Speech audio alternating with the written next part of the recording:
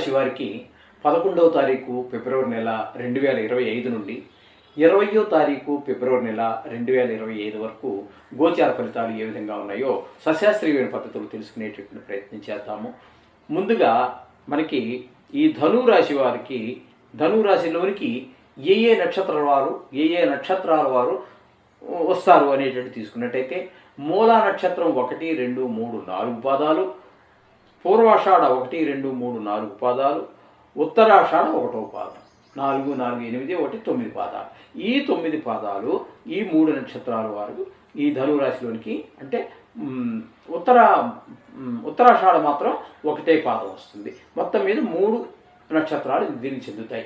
ఈ నక్షత్రాల్లో ఒక పాదం మాత్రమే ఇందులోకి వస్తుంది. కాబట్టి 9 పాదాలు ఇవన్నీ కలిసి ధనురాశిలోనికి వస్తాయి. కాబట్టి వీరందరూ కూడా ధనురాశికి సంబంధించి ఈ ధనురాశి వారికి సంబంధించి తీసుకున్నట్టయితే ద్వితీయ తృతీయ స్థానాలలో రవి సంచారం జరుగుతూ ఉన్నది. రవి సంచారం అంటే 2 రోజులు మాత్రం, అంటే 11, 12, 13వ తారీఖు నుంచి మళ్ళీ మీకు ఆయన మకరం నుంచి కుంభంలోనికి ప్రవేశిస్తూ ఉన్నారు. రవి సంక్రమణం జరుగుతూ ఉన్నది. అక్కడ మీకు 2వ స్థానంలో ఉన్నప్పుడు రవి వలన శుభ ఫలితములు పొందజాలము. ఇక్కడ 3వ స్థానంలో 8 రోజులు ఉంటున్నారు. కాబట్టి మనం ముఖ్యంగా 8వ స్థానాన్ని తీసుకుందాం. ఎక్కువ రోజులు ఉంటున్నారు కాబట్టి ఆ 3వ స్థానంలో రవి మాత్రం చాలా బాగా యోగిస్తారు. ఆరోగ్యం బాగుంటుంది, అందరు సహాయ సహకారాలు అందుతాయి. అలాగే కంటికి సంబంధించినటువంటి ఏవైనా ఉన్నట్టయితే వారికి కొంచెం మెరుగుపడేటటువంటి అవకాశం కూడా మనకి గోచరిస్తూ ఉన్నది. ఈ విధంగా రవి వలన ఆరోగ్యం బాగుంటుంది. ఇట్లాంటివన్నీ కూడా మనకు జరుగుతూ ఉంటాయి. అలాగే మన తండ్రి గారు ఎవరైనా ఉన్నట్టయితే పితృకారకుడు కాబట్టి తండ్రి గారి ఆరోగ్యం బాగుండేటువంటి అవకాశం కూడా ఉంది. ఈ విధంగా రవి వల్ల సంచారం ఫలితాలు. ఇకపోతే తృతీయంలో శని యొక్క సంచారం కూడా మంచి ఫలితాలు ఇస్తుందండి.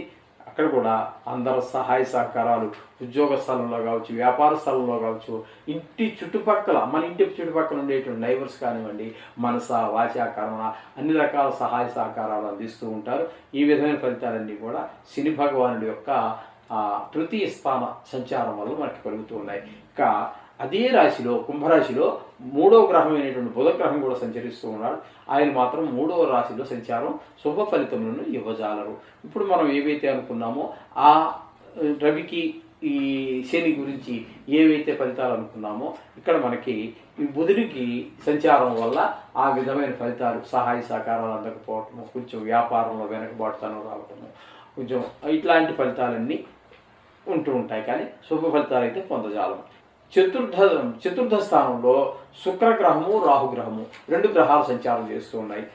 శుక్రగ్రహం అత్యంత అనుకూలమైనటువంటి ఫలితాలన్నీ ఇస్తుంది. గృహ సౌఖ్యం, వాహన సౌఖ్యం, అలాగే మీకు లలిత కళల్లో కానీ ఉన్నటువంటి వారికి మంచి అవకాశాలన్నీ వస్తూ ఉంటాయి. అలాగే గృహ సౌఖ్యం, వాహన సౌఖ్యం ఇచ్చాలన్నీ ఉంటాయి. టీవీ రంగంలో వారికి, ఈ సోషల్ మీడియాలో ఉన్నటువంటి వారికి, పల్లెటూరుల్లో కూడా అనేక రకాలైనటువంటి కళలు ఉంటూ ఉంటాయి. అవన్నీ ప్రసిద్ధంలోకి రాకపోయినప్పటికీ ప్రజాబాహుల్యంలో చాలా ఎక్కువగా ఉన్నాయి. ఆ కళల్లో ఉన్న వారికి కూడా మంచి ప్రోత్సాహాన్ని కలగజేస్తూ ఉంటాడు శుక్ర భగవానుడు.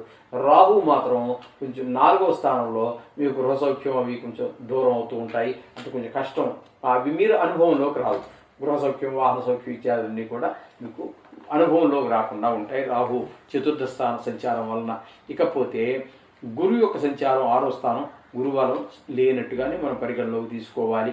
అలాగే కుజుడు కూడా 6వ స్థానంలో ఉన్నట్టుగానే మనం భావించుకోవాలి.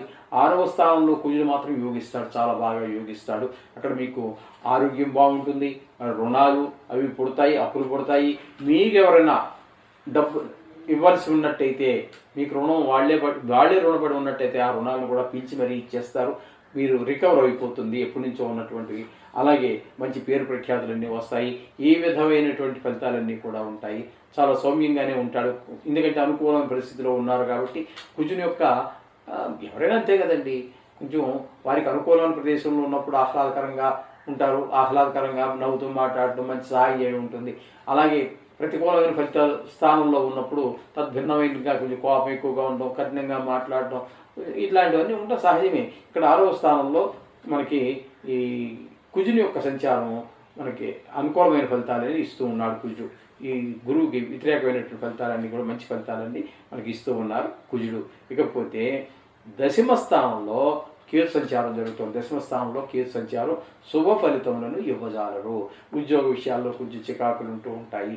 అలాగే ఇక ఏంటంటే వృత్తిపరమైనటువంటి